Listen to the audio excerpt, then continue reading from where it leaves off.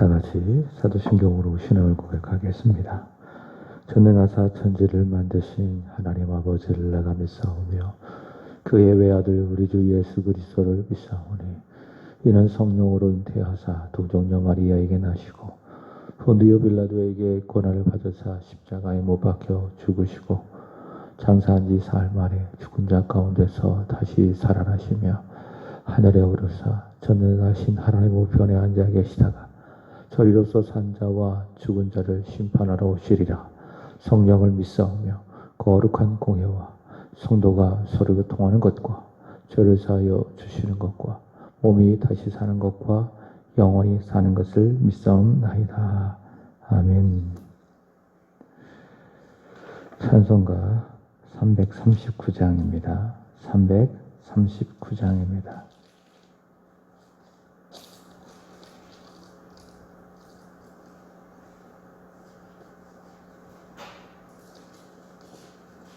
(339장입니다) 내 주님 지신 십자가 우리는 안질까 네게 나 있는 십자가 내게도 있도다 내 몫의 대인 십자가 늘 지고 가리다 금혈유관을 쓰려고 저 천국 가겠네 저수정 같은 길에서 멸유관 벗어서 주 예수 앞에 바치며 늘 찬송하겠네 저 전사 소리 높여서 늘 찬송할 때에 그 좋은 노래 곡조가 참 아름답도다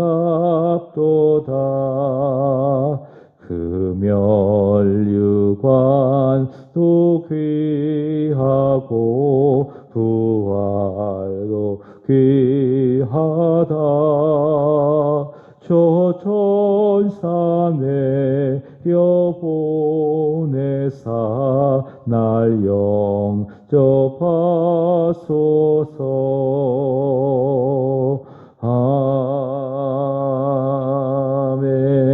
아멘. 사도행전 7장 17절에서 29절까지입니다. 사도행전 7장 17절에서 29절까지 보겠습니다.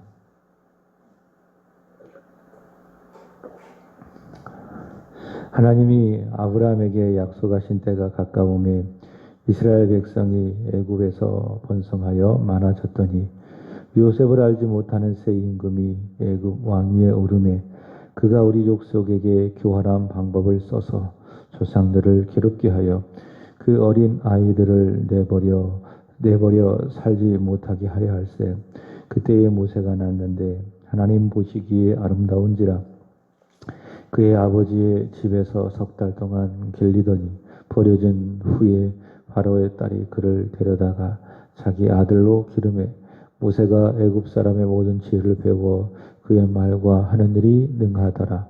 나이가 40이 되매 그 형제 이스라엘 자손을 돌볼 생각이 나더니 한 사람이 원통한 일을 당함을 보고 보호하여 압제받는 자를 위하여 원수를 갚아 애굽 사람을 쳐 죽이니라. 그는 그의 형제들이 하나님께서 자기의 손을 통하여 구원해 주시는 것을 깨달으리라 생각하였으나 그들이 깨닫지 못하더라. 이튿날 이스라엘 사람끼리 싸울 때에 모세가 와서 화해시키려 하여 이르되 너희는 형제인데 어찌 서로 해치느냐 하니 그 동물을 해치는 사람이 모세를 밀어뜨려 이르되 누가 너를 관리와 재판장으로 우리 위에 세웠느냐? 내가 어제는 애굽 사람을 죽임과 같이 또 나를 죽이려느냐 하니 모세가 이 말 때문에 도주하여 미디안 땅에서 나그네가 되어 거기서 아들 둘을 낳으니라. 아멘. 반복이 중요하니까 사도행전 7장까지의 중요한 내용을 복습해 보도록 하겠습니다. 자, 1장에는 예수님께서 약속하시고 승천하셨죠. 약속, 승천. 그래서 성령을 보내시기로 약속하시고 제자들이 보는 앞에서 승천하셨습니다. 자, 2장에는 약속하신 대로 성령이 강림했습니다. 그래서 2장은 성령 강림, 성령 강림. 성령이 강림하신 목적은 교회를 세우시고 또 교회를 통해서 복음이 땅끝까지 전파됨이 그 목적이 있죠. 그래서 2장에는 성령 강림, 3장에는 안진뱅이죠. 안진뱅이. 그래서 교회에서 임한 성령으로 말미암아 이제 교회가 복음을 전하는데 안진뱅이를 일으키는 그 기적과 그 표적을 통해서 복음이 전해지는 것입니다. 그 다음에 4장에는 체포 석방입니다. 체포 석방. 안진뱅이를 일으킨 그 사건의 의미를 통해서 사도 베드로가 복음을 전하자 그 복음을 전하는 것을 그 당시 대제사장들은 싫어했지요. 그래서 그들을 체포하고 또 이후에 그들을 석방합니다. 그 다음에 5장에는 아나니아와 삽비라 사건이 등장을 합니다. 아나니아와 삽비라 사건. 자, 6장에는 7 집사가 등장을 하게 되는 것이지요. 7 집사가 등장합니다. 메일의 구제에서 헬라파 유대인들과 히브리파 유대인들 사이에 갈등이 있어서 사도들이 우리는 말씀과 기도에 집중하고 7 집사를 통해서 그 구제일을 담당하게 하는 겁니다. 그래서 6장에는 7 집사. 자, 7 집사 중에 한 사람 믿음과 또 지혜와 은혜와 권능이 충만했던 사람 누가 나오죠? 스데반. 이 스데반이 복음을 전하는데 7장에 가보면 스데반의 설교 그리고 스데반의 순교 이것이 바로 7장의 내용이라고 할 수 있을 것입니다. 정리해보면 1장에는 승천, 약속 2장에는 성령 강림 3장에는 안진뱅이 4장에는 체포, 석방 5장에는 아나니아와 삽비라 6장에는 7 집사 7장에는 스데반의 설교 그 다음에 순교 자, 이런 내용들을 우리 머릿속에 기억을 하게 된다면 유익할 거라 생각을 합니다. 자, 오늘은 어제에 이어서 스데반의 설교 두 번째 시간입니다. 어제 스데반에게 영광의 하나님이 그에게 나타나셔서 아브라함을 부르셔서 아브라함에게 영광의 하나님이 나타나셔서 그를 부르셔서 그와 더불어 언약을 세우셨죠. 그 언약은 두 가지에 대한 약속 언약이었습니다. 약속과 언약이 비슷한 말인데 약속을 세우셨는데 첫 번째로는 자식도 없는 그에게 자손을 주시겠다. 그리고 두 번째로는 그 자손들이 살아갈 땅을 주시겠다라고 하나님께서 그에게 나타나셔서 그와 더불어 언약을 세워주셨습니다. 근데 그 언약의 구체적인 성취는 아브라함 그 시대에 이루어지는 것이 아니라 400년이 지난 후에 성취되어지기 때문에 아브라함 입장에서는 그 언약을 믿는 믿음이 필요하죠. 믿음. 그럼 그 믿음의 실체는 무엇인가? 히브리서 11장 1절. 믿음은 바라는 것들의 실상이요 보지 못하는 것들의 증거다. 바로 그러한 믿음이 아브라함에게 필요했다라고 하는 겁니다. 자, 역사 속에서 자손을 주시고 또 땅을 주시고 이 역사 속에서 이 언약을 이루시기 위해서 하나님께서 미리 그 애굽으로 보낸 사람이 있는데 그 사람이 누구죠? 형들의 시기를 받아 애굽의 종두로 팔리게 되어진 요셉이라고 하는 사람입니다. 그래서 요셉이 애굽의 총리가 되어서 가나안 땅에 거주하던 야곱을 포함한 75명을 애굽 땅으로 부르게 되는 겁니다. 이러면서 창세기 1장부터 50장까지 창세기의 주된 내용이 끝나는 거예요. 그러니까 이 스데반은 이 구약의 지식이 아주 그 해박하면서 정확한 사람이다라고 하는 것입니다.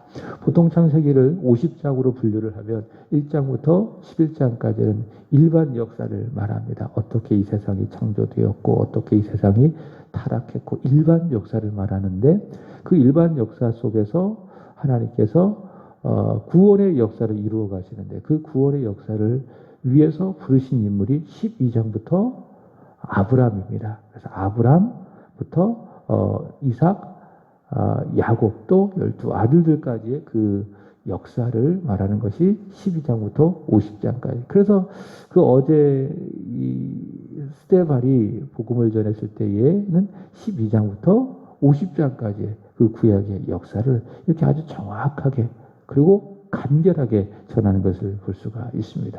그러니까 스데반은 구약에 대해서 정확하게 통달했던 사람이다라는 것을 알 수가 있습니다. 근데 이 구약을 예수로 또 복음으로 풀어가는 것이죠. 정확한 성경관을 가지고 있는 사람이 스데반이다라고 하는 것입니다.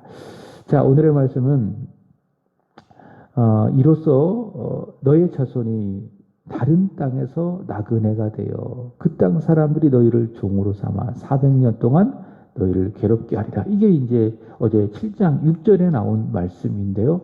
그 말씀이 이제 이루어지게 되는 것입니다. 자, 그 시작이 17절이죠. 그 17절 보시면 이렇게 이야기합니다. 하나님이 아브라함에게 약속하신 때가 가까우며 이스라엘 백성이 애굽에서 번성하여 많아졌더니 이렇게 이야기를 합니다. 자, 하나님께서 약속하신 그때가 가까웠을 때에 19절 보시면 그가 우리 족속에게 그라고 하는 것은 바로를 말하는 겁니다. 당시 애굽의 왕 바로를 말하는 것인데 당시 애굽의 왕이 교활한 방법으로 이스라엘 자손을 괴롭게 했다라는 것입니다. 이것은 말씀드린 것처럼 6절 그 땅 사람들이 그들을 종으로 삼아 400년 동안 괴롭게 하리라 라고 하는 하나님의 말씀이 성취된 것입니다. 어떤 배경인지 이해하시겠죠? 자, 요셉이 먼저 애굽으로 내려갔어요. 언약을 성취하기 위해서. 그리고 이후에 야곱의 자손을 포함한 75명이 애굽으로 다 내려갔어요. 거기서 400년을 살아간 거예요. 그러면서 그들의 그 인구가 아주 번성하게 되는 것이죠. 근데 요셉을 알지 못하는 그 애굽의 왕이 일어나서 이스라엘 민족들을, 히브리 민족들을 괴롭게 하는 것입니다. 괴롭게 하는 겁니다. 이것이 바로 6장의 말씀이 이제 성취되는 것입니다. 그래서 이스라엘의 입장에서는 애굽 사람들의 종으로 살면서 애굽 사람들에게 괴로움을 받지만 그러나 하나님의 입장에서는 하나님께서 아브라함에게 약속하신 바가 성취되는 것이에요. 이것이 바로 이스라엘 백성들의 애굽에서 받았던 괴로움의 의미입니다. 괴로움의 의미. 괴롭지만 그런 하나님의 입장에서는 자손을 주고 땅을 주겠다라고 하는 그 언약, 그 약속이 성취되는 것이라는 거예요. 이것이 바로 이스라엘 백성들의 괴로움의 의미라는 겁니다. 그래서 그들이 이 괴로움의 의미, 애굽 사람의 종으로 살면서 그들이 받는 이 괴로움의 의미를 알면 그 괴로움을 잘 감당하고 또 견딜 수 있는 것이죠. 우리도 마찬가지입니다. 여러분, 우리의 삶 속에서 우연이라는 것이 있을까요? 우연이라는 것이 있을까요? 내가 하나님의 자녀가 되어주고 하나님의 자녀로서 살아가게 되고 또 우리 세안교회를 만나고 이 교회를 중심으로 내가 신앙생활하게 되어진 것 우연이 아니라 다 하나님의 섭리입니다. 이것뿐만이 아니라 우리가 살아가면서 많은 어려움도 당해요. 그리고 괴로움도 당해요. 고통도 당하고 때를 따라 건강의 어려움도 당하고 물질적인 어려움도 당하고 이번에 코로나가 또 확산되어지고 있는데 우리는 믿어요. 이것이 바로 우연이 아니라 하나님의 섭리이다. 거기에는 하나님의 무엇인가 뜻이 있다라는 것이에요. 이것을 보는 사람, 괴로움 비에 살아 역사하는 하나님과 그분의 섭리를 보는 사람은요. 그 괴로움을, 그 고난을 잘 견뎌요. 잘 감당해요. 왜냐하면 하나님은 로마서 8장 28절의 말씀처럼 이 모든 일들을 합력해서 손으로 이루어 가실 것이다 라는 것을 믿기 때문에 괴로움 자체를 보지 아니하고 괴로움 넘어 역사하는 하나님을 보면서 그분의 일하심을 보면서 그 괴로움 중에도 원망하지 않고 불평하지 않고 누군가를 탓하지 않고 고난을 통해서 하나님의 역사를 이루어 가시는 전능하신 하나님의 성실하심을 찬양하게 되는 겁니다. 그래서 여러분, 어려움 자체를 보지 마세요. 고난 자체를 보지 마세요. 그러면 그 고난이 내 생각을 지배하게 되는 거죠. 내 마음을 사로잡게 되는 거죠. 그럼 당연히 사람이기 때문에 그 고난 속에서 원망하고 불평하고 불만을 토로하고, 그러나 고난 뒤에 역사하는 하나님의 일하심, 하나님의 역사를 보게 될 때에 원망이 사라지고요, 불평이 사라지고요, 오히려 감사하게 되고 기뻐하게 되고, 욥처럼 주신 이도 여호와시요 취하신 이도 여호와시니 여호와의 이름이 찬송을 받을 것입니다. 하나님을 찬양하게 되는 겁니다. 하나님을 예배하게 되는 것입니다. 지금 이스라엘 백성들이 당하는 괴로움도 마찬가지라는 거예요. 애굽 사람의 밑에서 애굽 사람의 종으로 그들이 수많은 괴로움을 당하고 있지만은 그 배후에는 하나님께서 아브라함에게 하신 그 약속, 그 언약이 성취되고 있다라는 거예요. 그 괴로움을 알면 이스라엘 백성들이 원망하지 않고 불평하지 않을 수 있는 것이죠. 자, 하나님께서 아브라함에게 하신 그 언약이 이제 이루어져야 하기 때문에, 자, 하나님께서 특별히 그들을 고난 중에서 보호하시고 또 선택하신 한 사람이 등장해요. 하나님께서 이루신 그 언약을 이루어 가시기 위해서 하나님께서 고난 가운데에 특별히 선택하신 한 사람이 등장해요. 그 사람이 누구인가 하면 모세입니다. 모세. 그래서 이 스데반의 설교 중에서 등장하는 3명의 특별한 인물이 있다고 했어요. 첫 번째로는 어제 2사람이 등장했죠. 아브라함과 그 다음에 애굽으로 보내진 요셉이 있고요. 그 다음에 오늘 말씀에는 모세가 등장합니다. 하나님께서는 바로 이런 사람을 통해서 하나님의 역사, 하나님의 언약을 이루어가는 거예요. 그래서 누군가 말하기를 하나님에 대한 하나님의 역사는 누구다? 바로 사람이다 라는 것을 이야기합니다. 하나님은 충분히 이런 아브라함이 없고 또 요새가 없고 또 모세가 없어도 충분히 하나님의 구원의 역사를 이루어갈 수 있지만, 그러나 하나님께서 일하시는 지혜로운 방법은 무엇이냐? 하나님께서 택하신 사람을 통해서 하나님은 역사하는 거예요. 그게 하나님의 방법입니다. 그게 아브라함이고 요셉이고 모세이다라고 하는 거예요. 그래서 나를 통해서 하나님께서는 하나님의 일을 하시기를 기뻐하신다라고 하는 것입니다. 그래서 교회 안에서 열심히 기쁨으로 또 감사로 섬기고 헌신해야 되겠죠. 왜? 내가 이 교회를 섬겨가는 하나님의 대안이기 때문에. 교회를 이끌어가고 교회를 세워가는 것도 마찬가지예요. 예수께서 이 교회의 주인 되시고 주인 되신 주께서 교회를 세워가시고 교회를 이끌어가시지만, 그러나 그 방법이 누구를 통해서? 교회 가운데 세워진 주의 종들을 통해서, 목사를 통해서 하나님께서는 교회를 세워가시고 교회를 이끌어 가신다라고 하는 것입니다. 여기도 마찬가지입니다. 하나님께서 애굽에서 있는 이스라엘 백성들을 이끌어내요. 하나님께서 약속하신 가나안 땅으로 이끌어가는 그 구원의 사역을 위해서 하나님께서 선택하신 사람이 누구다? 바로 이 모세이다라는 겁니다. 그래서 하나님께서는 이제부터는 모세를 통해서 이루어 가시는 하나님의 구원의 역사를 이야기를 하게 되는 겁니다. 자, 그게 20절부터 29절까지인데 20절부터 29절까지는 모세가 40년간 애굽의 왕자로 있을 때의 일을 말을 하고 있습니다. 이 스데반 설교에서 모세가 등장하는데 특징은 뭐냐면 모세의 생을 120년으로 보는 거예요. 120년으로 보고 40년, 40년, 40년 그렇게 봅니다. 그래서 첫 번째 40년은 애굽에서 왕자로 있을 때의 그 40년. 그 다음 내일도 확인하겠지만 나머지 또 40에서 또 이후에 40, 80세까지는 그가 애굽에서 떠나 미디안 광야에서 목동으로 있을 때의 40년. 그 다음에 80세부터 120세까지는 언제입니까? 그가 이스라엘의 구원에 위한 지도자로서 출애굽 사역에 쓰임받는 그 인생으로서의 40년이다라고 하는 겁니다. 그래서 20절부터 29절까지는 모세가 애굽의 왕자로 있을 때의 40년. 그러니까 태어나서 애굽의 왕자로 살아갈 그 40년 때까지의 일을 말을 하고 있습니다. 자, 2가지를 우리는 확인해야 됩니다. 첫 번째로 모세 입장에서입니다. 모세는요, 특별한 하나님의 섭리 가운데 보호되어져서 그가 히브리 사람이지만은 바로의 딸에게 입양이 되어서 애굽의 왕자가 되었습니다. 왕자가 되었습니다. 22절 보십시오.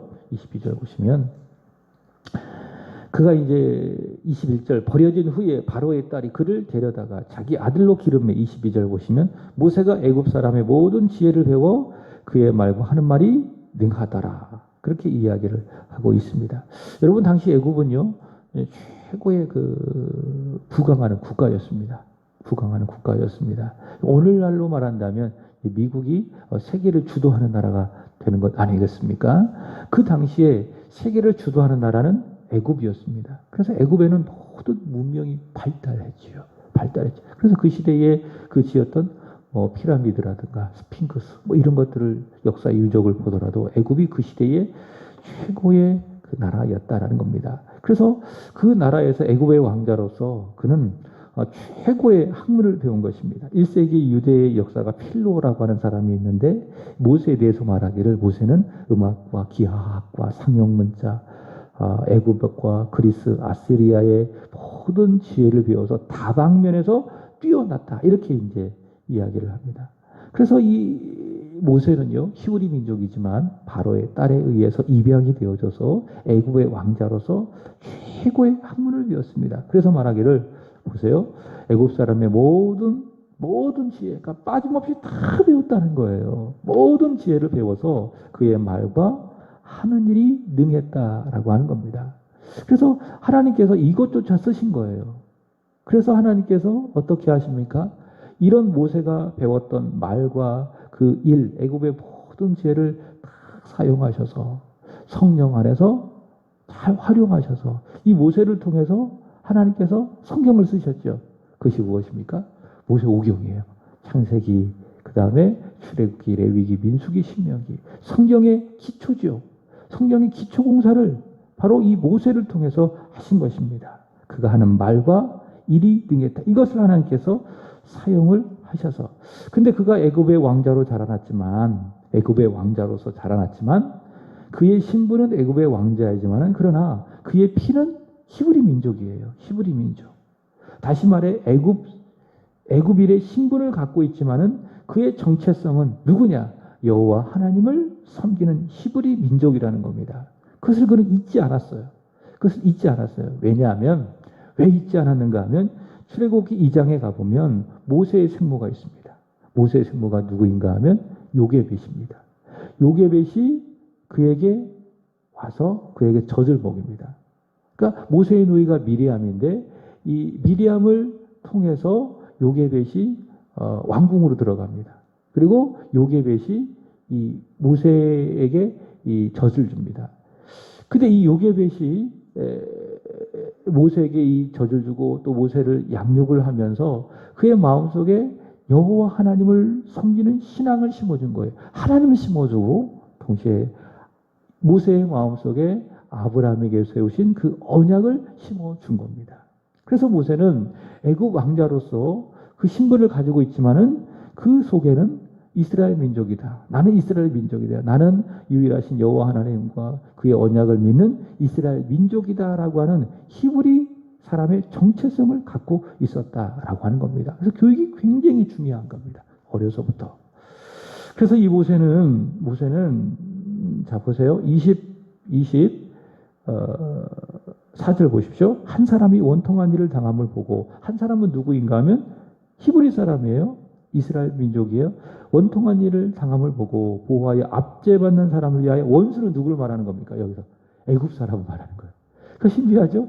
애굽 사람이에요. 애굽 사람의 신분을 갖고 있어요. 근데 형제를 보호하고 히브리 사람을 보호하고 누구? 원수라고 이야기했어요. 그러니까 그의 눈에는 자기가 애굽 사람의 신분을 갖고 있지만은 애굽 사람은 누구였습니까? 원수였어요. 원수를 쳐서 죽이니. 자, 그는 어떤 생각을 했는가 하면 25절 보시면 그는 그의 형제들이 하나님께서 자기의 손을 통하여 구원해 주시리라는 것을 깨달으리라고 생각하였으나 그들이 깨닫지 못하더라. 이렇게 이야기합니다. 자, 하나님께서 자신의 손을 통해서 이스라엘을 구원하실 것이다. 언약을 이루어 가실 것이다 라는 것을 생각을 하고 나는 누구라는 거예요. 이스라엘 백성을 이 압제로부터 이 종된 이 신분으로부터 구원할 구원자이다라는 것을 생각을 하고 모세가 나이 40이 되었을 때에 자신의 형제를 보호하고 애굽 사람을 원수로 생각해서 두 사람이 싸우고 있을 때에 누구 편을 들어줬어요? 자신의 형제 이스라엘 편을 들어주고 애굽 사람을 죽였어요. 그래서 이후에 바로가 모세를 죽이려고 했던 이유가 무엇인가 하면 그가 배신자라는 거죠.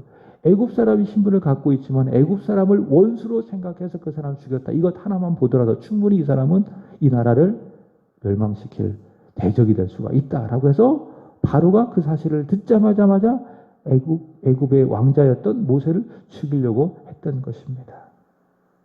자, 이렇게 모세는요 40세였습니다. 그 나라의 애굽의 지혜와 또 말을 배우고 행하는 모든 일들이 능했는데 하나님께서 자신을 통해서 이스라엘의 구원자로 세우시리라고 생각을 했던 것입니다. 그러나 아니죠. 모세는 맞아요. 그러나 25절 보시면 틀린 게 있어요. 그것이 무엇인가 하면 모세의 생각이에요. 모세는 맞지만 그죠? 왜 하나님의 특별한 섭리 가운데 보호된 사람이기 때문에 모세는 맞지만 모세가 가지고 있었던 생각은 틀리다라는 거예요. 이 모세의 생각은 인위적이에요. 그리고 인간적이에요. 그리고 인본적입니다. 그래서 하나님께서는 모세는 맞지만 그가 가지고 있는 생각은 잘못되었기 때문에 하나님께서 원하시는 하나님께서 쓰시기에 합당한 바로 그 구원자로 이스라엘을 이끌어가는 그 구원의 역사를 이끌어가는 그 좋은 지도자로 만드시기 위해서 다시 말해 모세 안에 있는 잘못된 생각들 인위적이고 인간적이고 인본적인 이 생각들을 다 깨트리기 위해서 어떻게 하시는가 하면 한순간에 모세가 누렸던 애국 왕자의 신분을 다 거두어 가시고 29절 보시면 어떻게 하십니까? 그를 미디안 광야로 몰아가시는 거죠. 그리고 거기에서 목동 생활을 하게 하면서 하나님께서 쓰시는 진짜 구원자로 훈련하시고 또 단련을 하시는 것입니다. 이게 하나님의 역사입니다. 여러분 우리가 하나님께 쓰임 받는 것도 마찬가지입니다. 나는 맞아요. 그러나 내 안에 여러 가지 잘못된 생각들이 많이 있지 않겠습니까? 인간적인 생각들. 그죠? 그래서 모세처럼 하나님께서는 나를 하나님의 뜻을 이루어가는 도구로 쓰시기 위해서 내 안에 잘못된 생각들, 인간적이고 인위적이고 인본적인 생각들을 다 거두어 가시는 거예요. 다 쓸어내신 거예요.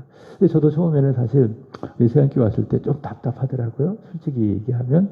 왜냐면은 막 어쨌든 교회를 잘 세워가고 싶고 교회가 어쨌든 부흥됐으면 좋겠고 근데 제가 이제 담임 목사가 아니고 이 부목사의 신분이라고 하니까는 이게 쉽게 사역을 하기가 어렵더라고요.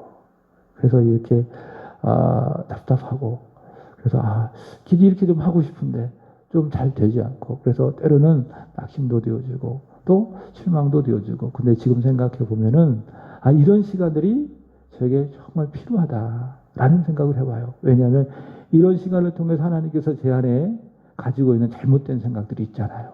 세 가지 인위적이고 그 다음에 인간적이고 인본적인 생각들을 다 하나님께서 버리시는구나. 다 깨뜨려 가시는구나. 그래서 이런 시간이 다 지나고 나면 하나님께서 쓰실 것이다 라고 하는 그런 마음, 어떤 생각을 가지고 있기 때문에 이제는 마음이 편안해요. 그리고 제게 주어진 일들을 성실하게 잘 감당하면 되겠다. 하나님께서 우리를 쓰시기 위해서는 반드시 이런 과정이 필요하다는 거예요. 모세는 맞지만 모세 안에 잘못된 생각들을 하나님께서 다 거두어 가시기 위해서 다 깨뜨리시기 위해서 한순간에 애굽의 왕자의 신분을 다 포기하게 하시고 그를 미디안으로 몰아넣으셔서 거기서 애굽의 왕자였던 사람이 미디안의 선한 목동으로 전락해서 살아가게 하시는 것이죠. 그래서 모세는 거기에서 40년 동안 훈련을 받고 연단을 받으면서 주님의 쓰심에 합당한 그릇으로 되어가게 되는 겁니다. 그 다음에 두 번째로는 이스라엘의 입장입니다. 모세가 이스라엘 백성에게 나타났죠. 40세에 나타났습니다. 혈기왕성한 나이. 또 애굽의 왕자. 대단한 학식과 또 힘을 가진 자로서 이스라엘 백성들 앞에 나타났습니다. 근데 어떤 신분으로 나타나는가 하면 25절 보시면 구원자로 나타났습니다. 구원자로 그들에게 나타난 겁니다. 그죠?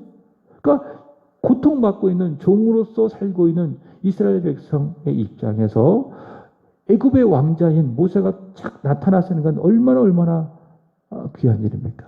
또 얼마나 반가운 일입니까? 근데 모세가 나타났어도 27절 보시면 어떡합니까? 그 동물을 해치는 사람이 모세를 밀어뜨려 이르되 누가 너를 관리와 재판장으로 우리 위에 세우느냐.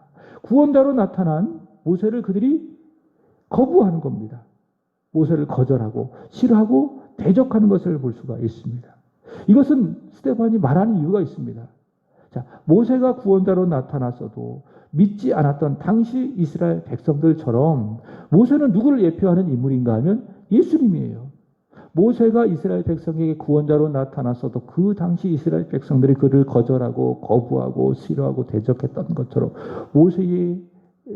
모세를 통해서 보여주신 분이 바로 예수님이신데 그 예수님이 나타났어도 구원자로 나타났어도 그 예수님을 거부하고 거절하고 대적하고 결국 십자가에 죽인 유대인들의 불신앙을 간접적으로 스데반은 모세를 거부한 이스라엘 백성을 통해서 꼬집는 거예요.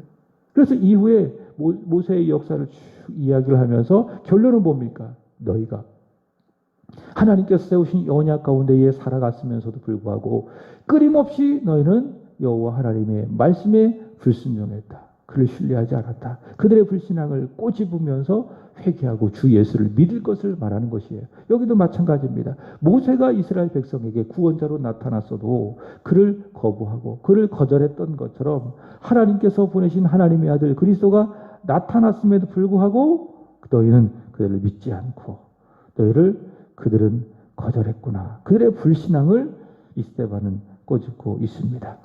자, 이러한 모세를 준비하시고 또한 그를 이스라엘 자손에게 나타내심은 하나님께서 아브라함에게 하신 언약, 자손을 주시고 또 땅을 주어 그들로 하여금 하나님을 섬기게 하겠다라고 하는 언약을 성취하기 위함이지만 동시에 이것은 하나님의 열심입니다. 하나님의 열심. 자, 이 하나님의 열심은요, 예수 안에서 이루어졌습니다. 이 언약의 성취는 예수 안에서 이루어졌습니다. 그리고 예수님의 십자가와 부활을 통해서 저와 여러분을 구원하시고자 하는 그 약속이 완벽하게 성취된 것입니다. 오늘도 우리는 이 하나님의 일하심 속에 살아가게 되는 겁니다. 하나님 신실하십니다. 하나님 성실하십니다. 약속하신 말을 하나님의 때에 이루어 가시는 전능하신 하나님이시다라고 하는 것입니다. 17절 다시 보시면 하나님이 아브라함에게 약속하신 때가 가까우매 하나님의 때가 가까우매 하나님께서 그의 언약을 모세를 통해서 이루어진 것처럼 오늘 우리도 마찬가지죠. 하나님은 신실하신 하나님. 예수 그리스도 안에서 아버지가 되시는 우리 하나님은 참으로 좋으시고 신실하신 하나님. 그 하나님은 반드시 저와 여러분에게 우리 교회 가운데 약속하신 바를 이루어 가시는 하나님의 때에 이루어 가시는 신실하신 하나님이십니다. 그 하나님의 살아 역사하심을 보시며 신뢰하면서 또 믿고 사랑하면서 언약 백성답게 살아가는 저와 여러분이 되기를 주님의 이름으로 축복합니다. 기도하겠습니다. 하나님 아버지, 아브라함에게 세우신 언약이 400년 후에 모세의 시대에 성취되고 또 이루어가게 되어짐을 봅니다. 구원자 모세를 준비하시고 언약을 이루어 가시는 하나님의 역사, 하나님의 일하심, 그 하나님의 신실하심이 오늘도 그리스도 예수 안에서 우리에게 살아 역사함을 보게 하여 주시고 그 하나님을 신뢰하며 믿으며 하나님을 사랑하며 살아가는 하나님의 백성들이 되게 하여 주시옵소서. 하나님, 오늘은 사구역을 위하여 기도드리는 날입니다.